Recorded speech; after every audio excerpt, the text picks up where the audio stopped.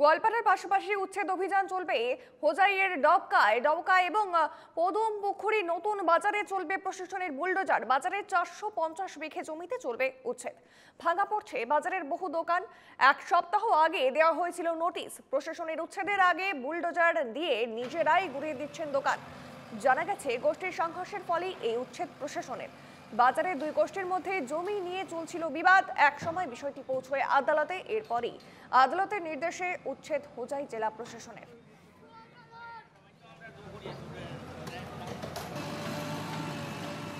আর একবার জানিয়ে রাখবো, প্রশাসনের উচ্ছেদ চলবে হোজাইয়ের ডবকায় পদমপুকুরি নতুন বাজারে। প্রশাসনের বুলডোজার। বাজারের 450 বিঘে জমিতে চলবে এই উচ্ছেদ।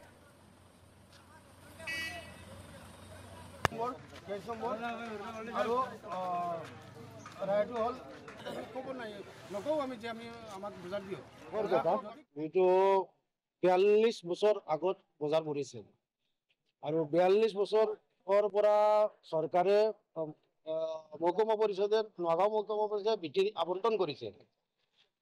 হোজাই মহকুমা পৰিষদে আবণ্টন কৰিছে। আকৌ বিন্নাকান্তি আঞ্চলিক পঞ্চায়তে আবণ্টন কৰিছে। আপ টু ডেট 2014 লৈকে 2025 লৈকে খাজনা লৈছে। যোৱা বছৰ খাজনা লৈছে। এই খাজনাবিলাক কেনেকুৱা ল'লে গভৰ্ণমেণ্টে গ্ৰেজিং ৰিজাৰ্ভৰ ওপৰত? এতিয়া গ্ৰেজিং ৰিজাৰ্ভৰ নোটিছ দিছে যে এখন গ্ৰেজিং ৰিজাৰ্ভ আপোনালোকে দখল কৰিছে। আমিতো দখল কৰা নাই। ইয়াত 20,000 মানুহ আছে, 350ৰ ওপৰত ফেমিলিয়ে জড়িত আছে। কিন্তু সকলোৱে এজনে দখল কৰা নাই বজাৰখন। বজাৰটো চৰকাৰে দিছে, ব্লকে দিছে আৰু টেণ্ডাৰিং কৰি আছে। প্ৰত্যেক বছৰ 3 লাখ 3.5 লাখ টকা বজাৰ টেণ্ডাৰিং হয়। আপোনালোকে ব্লকত ৰেকৰ্ড পাই যাব, চিঅত ৰেকৰ্ড পাই যাব। 2015 পৰা আমি হাইকোৰ্ট কৰিছোঁ। এবাৰ 16ত ষ্টে অৰ্ডাৰ দিছিলে। কেনেকুৱা দিলে গ্ৰেজিং ৰিজাৰ্ভত কেনেকুৱা দিলে? এতিয়া এই 272টা নতুন বিটাৰ ওপৰত কেলেংকাৰীৰ ওপৰত হৈছিলে, কেছ হৈছিলে। এতিয়া 350 বিঘা বেটিৰ ওপৰত কেনেকুৱা, যিবিলাক 103টা পুৰণা বিটা আছিলে, খাজনা লৈছে মহকুমা পৰিষদ। আমাৰ ক'বলগীয়া ভাষা নাই। এইখন যিখন বজাৰ প্ৰথমৰ পৰা উপস্থাপন কৰা হৈছিল, এইখন বজাৰ এই বিটাটো আমাৰ, এইটো আমাৰ দেউতাৰ এখন বিটাৰ সৰ্বপ্ৰথম দোকানদাৰী।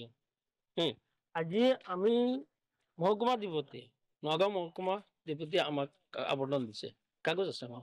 আমি অলপ 5 মিনিটৰ ভিতৰতে কাগজ আনিছোঁ, আপোনাক দেখুৱাই চব এভিডেঞ্চ আছে। কিন্তু ইমানখিনি এভিডেঞ্চ থকাৰ পিছত তৃতীয় শক্তিয়ে আজি আমাক ইয়াৰ পৰা মানে আঁতৰাই দিবলগীয়া হৈছে। এই তৃতীয় শক্তিৰ কিটোনো আমি অন্যায় কৰিছিলো? এই তৃতীয় শক্তিয়ে আমাক কিয় ইমান অৱতাৰণা কৰিলে? এই যে 10,000 মানুহ এখন বজাৰৰ লগত চলি আছে, সম্পূৰ্ণ মানুহৰ পেটত লাভ মাৰিলে কিয়? আমি কি অন্যায় কৰিছো? আমি প্ৰশাসনক দাবী জনাইছো, আপোনালোকৰ এভিডেঞ্চ, আমাৰ যদি ইমানখিনি এভিডেঞ্চ দিয়াৰ পিছতো আমাক যদি উচ্ছেদৰ অৰ্ডাৰ দিবলগীয়া হৈছে, তেনেহ'লে আমি প্ৰশাসন তথা চৰকাৰক চবকে আমি অনুৰোধ কৰিছো যে এইটো গ্ৰেজিং ৰিজাৰ্ভ বুলি সিহঁতে যে আমি আবণ্টন নাপাওঁ বুলি সিহঁতে কৈছে, তেনেহ'লে আমি ৰেভিনিউ কিয় দবকাত দি আছে?